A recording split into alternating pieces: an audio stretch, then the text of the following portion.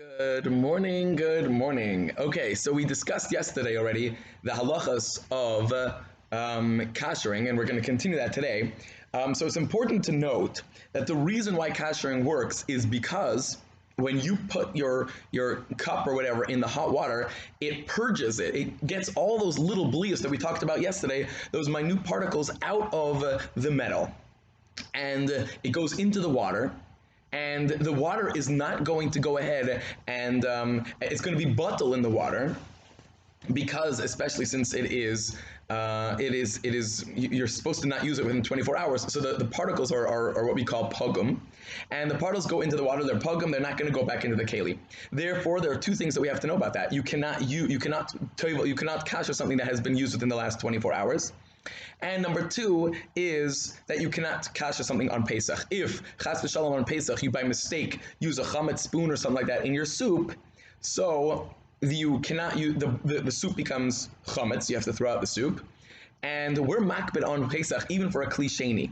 So therefore, even though it's kli sheni, nevertheless we're makbid. So you're going to have to throw out the soup, as well as the keli, the soup bowl, is going to get chametz on Pesach, which we are makbid for pogum. Therefore, you cannot kasher it on Pesach. Again, I have to go really quickly over here, just because we only have 5-minute sessions. But if this ever becomes nogea, please call, and we can deal with. But generally, that would be the halacha.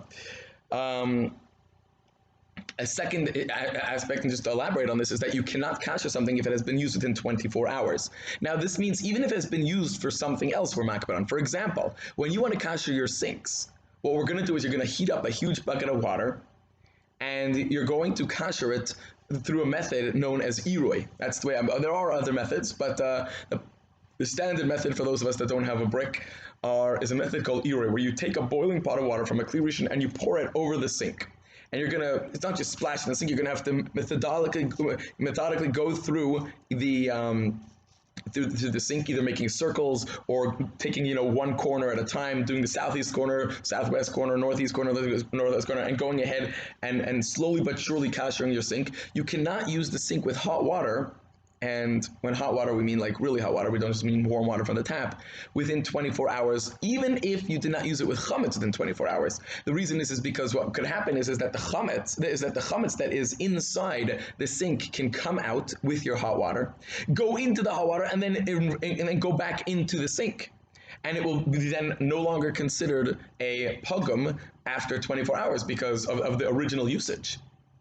Right? What's happening is, let's say you used it for chametz at 8 o'clock in the morning, you spilled out your porridge. Then the 8 o'clock that night you use it for hot water. What's going to happen is the porridge blias will go into the hot water, and it will go back into the sink. At that point, the clock of the 24 hours restarts.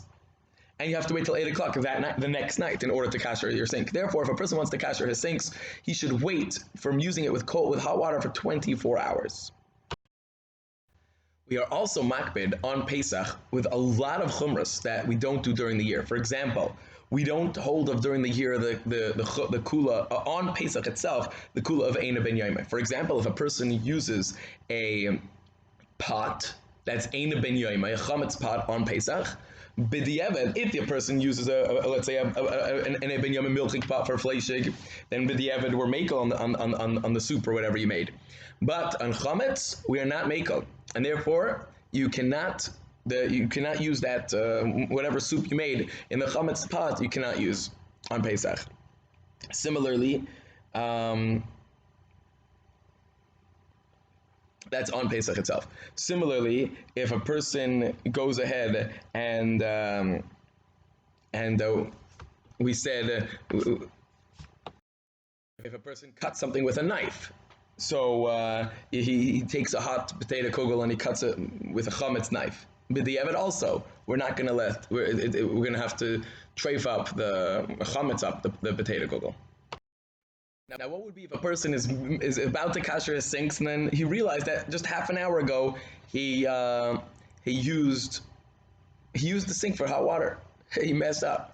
Or he's kashering his kalim, and he realizes that one of them has been used within the last half hour. So l'maisa, in these cases, every case is different. There are some eitzes and the kedai to call, and we could speak on a case by case basis.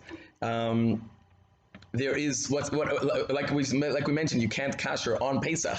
So what's the eitzah if, let's say, half an hour before Pesach you realize you need a knife or you need your kiddush cup, and it's been used within 24 hours? What do you do? So again, in these type of cases, there are eitzahs, and call if you need it. And Mitzvah Shem, we'll continue tomorrow. Have a great day.